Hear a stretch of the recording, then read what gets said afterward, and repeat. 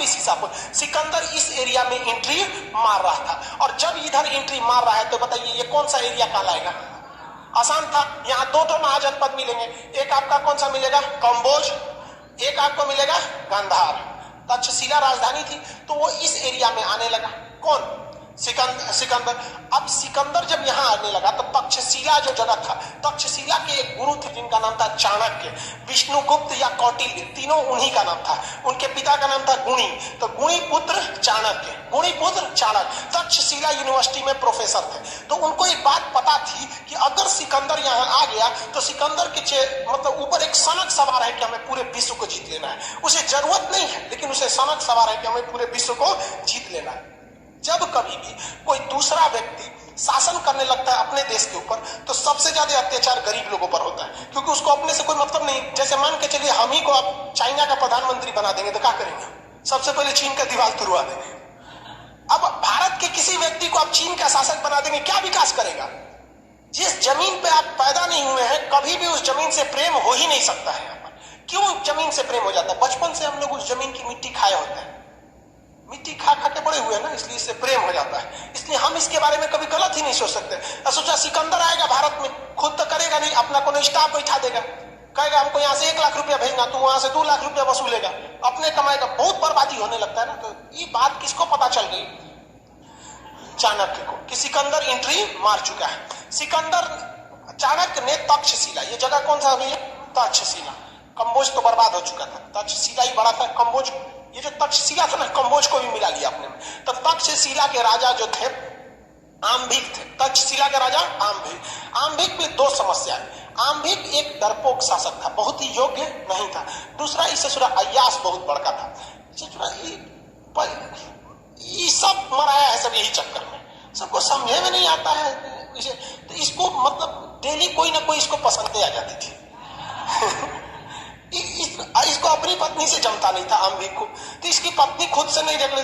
और जब कभी भी फैमिली में झगड़ा होता है ना, जब कभी भी फैमिली में झगड़ा होता है तो फिर बहुत बड़ा प्रलय आता है, बहुत दिक्कत हो जाता है, व्यक्ति का विकास रुक जाता है। क्योंकि सड़क पे पड़े कितने भी कंकड़ हो आपके कदम नहीं रोक सकते हैं, लेकिन एक छोटा सा कंकड़ आपके जूता के अंदर चला गया ना तो 1 कदम आगे नहीं बढ़ने देता है। इसलिए समाज में कितना भी खटर पटर हो आपको विकास कोई नहीं रोक सकता है। लेकिन आपके अपने परिवार में कभी माँ बाप में झगड़ा हो जाएगा, चाचा से हो जाएगा, भाई बहन में हो जाएगा, आपका घर का विकास कभी नहीं हो सकता। और ये हिंदुस्तान के लगभग 50% घर की समस्या यही है, सबसे बड़ा समस्या यहाँ पे। लड़ेगा सब अपने में, हद है यार।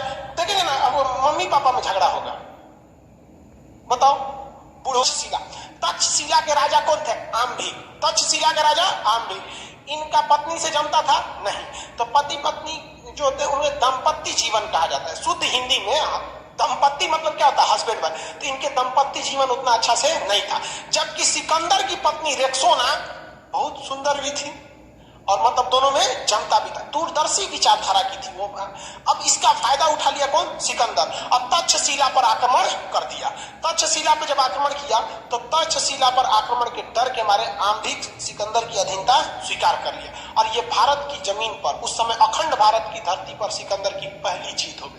और आम्भिक यही नहीं रुका, चोट्टा उसने कह दिया कि आप आगे बढ़िए और यहाँ सिंध का राजा पोरस जो है, पोरस को हराने में हम आपका साथ देंगे। तो पोरस को मारने में खुद भारत का राजा आम्भिक था और सिकंदर की फौज थी। सिकंदर की फौज ने जितनी बुरी तरह से पोरस को नहीं मारा, उससे बुरी तरह से उसकी सारी सूचनाओं को लीक कर दिया गया। किसके थ्रू? आम्भिक के थ्रू। तक्षशिला के राजा आम्भिक। और पोरस को भी क्या कर दिया गया? हरा दिया गया। और पोरस को जब युद्ध के मैदान में हराया गया तो पोरस को उसको रथ से घसीट के लाई सिकंदर की सेना, सिकंदर के सामने खड़ा किया गया। सिकंदर ने बोला कि देखो तुम क्या चाहते हो, मेरे घुटने टेक दो, मैं तुम्हारी जिंदगी बकस देंगे। कहा कि काट तो हमको ऐसी थूकी हुई जिंदगी नहीं चाहिए, आम्भिके को दे दो, वहां पर नहीं रहना हमको ऐसे किसी के भीख पे पलना।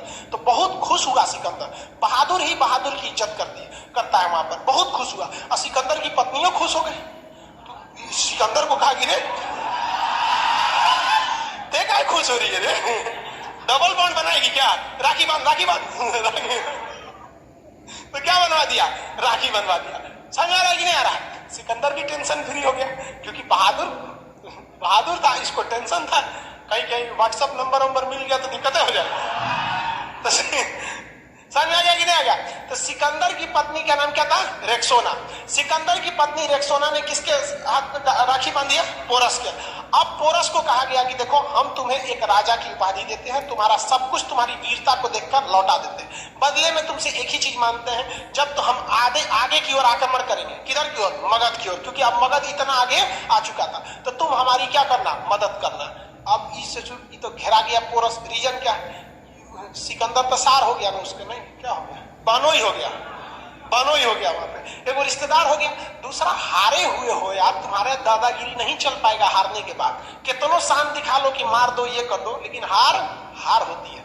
तो मजबूरी में अब पोरस, आम्भिक दोनों और सिकंदर तीनों की अब भूमिका किधर थी आगे बढ़ने के लिए? भी दो राजा का गुरु का नाम चाणक्य। ये कहाँ आए थे? मगध में। समझाने किसको? धनानंद को समझाने आए थे। और धनानंद को समझा रहे थे कि अगर ये सिकंदर यहाँ घुस जाता है तो यहाँ से आर्थिक विदोहन करेगा, आने वाली पीढ़ियों तक को बर्बाद कर देगा, आप इसको संभालिए नहीं तो बहुत दिक्कत हो जाएगा। अब इस बीच धनानंद नशे में था और ऑर्केस्ट्रा देख रहा था। कहता कि रे कहाँ का आया है ब्राह्मण? धनानंद इनको चाणक्य को उनका चोटी पकड़ के फेंकवा दिया बाहर। सोचो, चोटियां नोच के फेंकवा दिया, और नोचा तब खुल गया। बांधते थे लोग ना चोटी, उसे खुल गया वहां पे। अब धनानंद के सामने इनका गुस्सा 7वें आसमान पर था चाणक्य का, और चाणक्य ने वही कसम खाया था कि तुमने मेरी शिखा खोली है, इसको तब तक नहीं बांधेंगे जब तक तुमको इस धरती से ना उजाड़ देते हैं यहाँ पर। अब वहां से धनानंद चले आए वापस, सॉरी धनानंद कह रहे हैं चाणक्य। और चाणक्य यहाँ आए कहां पर? अपने तक्षशिला में, और अपने सबसे प्रिय शिष्य जिनका नाम था चंद्रगुप्त, सबसे प्रिय शिष्य का नाम था चंद्रगुप्त को कहा कि देखो ये चोट्टा अपने मदिरा पान में लगा हुआ है, इसकी बर्बादी करना तो ठीक से छोड़ेंगे नहीं, इस साले को हमारा बाल हो चुकी है, बेइज्जती कर दिया यहाँ पे। समझा गया? चाणक्य ने अभी पहला काम हमारा क्या है? सिकंदर। इसलिए दिमाग से उतर जाओ और हकीकत देखिए। चाणक्य गुरु चाणक्य ने चंद्रगुप्त मौर्य को बताया ही नहीं था कि मगध में मेरी बेइज्जती हुई, क्योंकि गुरु को पता था कि जो मेरा शिष्य है इसको माइंड डेविएट हो जाएगा कि ये सिकंदर से बड़ा दुश्मन मानने लगेगा किसको? चंद्रगुप्त मौर्य, इसको धनानंद। इसलिए चंद्रगुप्त मौर्य को बताया नहीं, कहा कि यहां से ये लोग नहीं लड़ पाएंगे, ये कमजोर है, और तुम किससे लड़ो? सिकंदर से लड़ो। कहा कि महाराज हम ना राजा है ना कुछ है, हम चाचा वो अकेले 3-3 गो राजा, हम लड़ेंगे कहां? तो वहां काम आया अंधविश्वास। अंधविश्वास इतना भयानक चीज होता है कि किसी को डरा के रख देता है। गुरु चाणक्य और चंद्रगुप्त ये सिकंदर की सेना में ये बात फैलाने में सफल हो गए कि जो भी इस व्यास नदी को पार करेगा तो आगे भारत शुरू हो जाता है, मुख्य भूमि, और भारत देवों की भूमि है, यहाँ भगवान लोग का निवास होता है। बिना अनुमति कोई युद्ध की नीति से आता है तो भयंकर भयंकर बीमारी हो जाती है, आंख फूट जाता है, प्लेग हो जाता है, कुछ हो जाता है। तो सिकंदर का प्लेग हो जाता है, यहाँ कोनो हमारे यहाँ जादू टोना नहीं होता। तब तक भोजन में चंद्रगुप्त मौर्य सिकंदर की एगो सेना को मारा, अब मार के उसकी वर्दी वर्दी पहन के गुप्तचर बन के घुस गया, क्योंकि भाई गुरु थे चाणक्य, उनको पता था कि किस तरह से ये अजात शत्रु ने वर्षकार की मदद से घुसकर वैशाली में हर एक जानकारी निकाल लिया। उसी तरह चंद्रगुप्त मौर्य को चाणक्य ने एक गुप्तचर बना के किसकी फौज में घुसा दिया? सिकंदर। और सिकंदर इस अफवाह को फैलाने में कामयाब हो गया, और धीरे धीरे वहां के लोग डरने लगे। इसी बीच चंद्रगुप्त मौर्य ने खाने में जहर मिला दिया।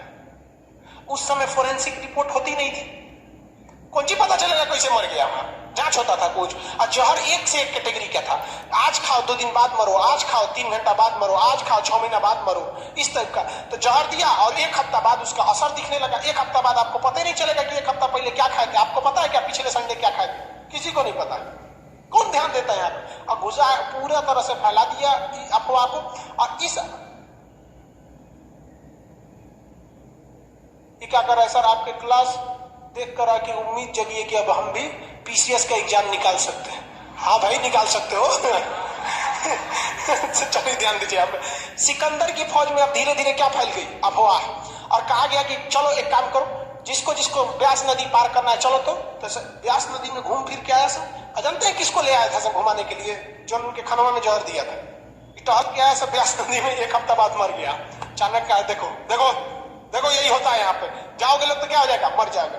तो अफवाह भी बहुत फैली गई। अब जब एक आदमी अफवाह से मरता है ना तो बहुत भयानक हो जाता है। आप देखे होंगे भारत में चोटी कटुआ का पता नहीं कोनो को चोटी कटाया था कि नहीं, लेकिन अफवाह बहुत भयानक हो गया था। लड़की सब सोती नहीं थी, सब डर के मारे वहां पे। मुंह नचुआ वाला कई कई चीज ऐसा ऐसा अफवाह हो जाता है। तो ऐसे ही मुंह नचुआ वाला अफवाह कहां फैल गया? यहाँ पर। अब यहाँ पे तो धनानंद ने किसको भगा दिया था? चाणक्य के। यहाँ चाणक्य अपने शिष्य चंद्रगुप्त मौर्य के साथ यहाँ अफवाह फैलाने में क्या हो गए? सफल हो गए। अब सिकंदर की फौज दो कारण से, एक तो पूरी तरह से थक चुकी थी, लगातार युद्ध कर करके थक गई थी फौज। यहाँ धना इससे आम्भिक से लड़ी थी, लड़ने के बाद ना सरेंडर किया था, थोड़ा मोड़ा युद्ध हुआ था तू में। पोरस से बहादुरी से लड़ी थी और उधर से लड़ते हुए आ रही थी, और दूसरे की जमीन पे बैठी है, टेंट में लगा के नींद अच्छा से नहीं ना आएगी। उस समय व्हाट्सएप भी नहीं था कि घरे बतिया ले। कोनो का हाले फिलहाल ब्याह हुआ था तो वो घरे लौटना था बेचारा, फोन नंबर भी नहीं था उस समय, कबूतर खत ले जाते थे सब। तो कहा कि भैया हम नहीं लड़ेंगे, ब्यास नदी को पार नहीं करेंगे। दूसरा अफवाह फैल गया कि जो भी ब्यास नदी को पार करेगा वो क्या होगा? मरेगा। अब डेली उसके कहीं कहीं कुछ डिजाइन से मर रहा था सब। उसके बाद आ गया ब्यास नदी में बाढ़। अब ब्यास नदी लबालब हो गया। भारत की नदियों में बाढ़ आता है तो सोचा समुंदर बन जाता है। अब कैसे लड़िएगा? उसके बाद अफवाह यह फैला दिया गया कि धनानंद के पास हाथियों की बहुत बड़ी फौज है। हाथियों की क्या है? बहुत बड़ी फौज है। और सिकंदर हाथी लाया नहीं था, क्या लाया था? घोड़ा। और घोड़ा हाथी के आगे घोड़ा कुछ करेगा? हाइट, युद्ध में हाइट का बहुत बड़ा फायदा होता है। किसी भी तरह से करके इसकी सेना में एक मनोवैज्ञानिक दबाव बना दिया गया और सिकंदर की फौज डर कर लौट गई वहां पे। सिकंदर ने बहुत कोशिश किया क्या करने के लिए? अपनी फौज को प्रेरित करने के लिए कि किधर चलो, भारत की ओर आक्रमण करो। सिकंदर की फौज मानी ही नहीं, कहीं कि बाहर में जाओ। सोचा राजा तुमको जाना है जाओ, हम नहीं जाएंगे, या ब्यास नदी पार करेंगे, उधर भगवान सबकी जमीन है, देख रहे हैं किसी का आंख फूट गया, कोनो मर गया, कोई कुछ हो गया, हम नहीं जाने वाले, कहीं और हमको हमला के लिए भेजे।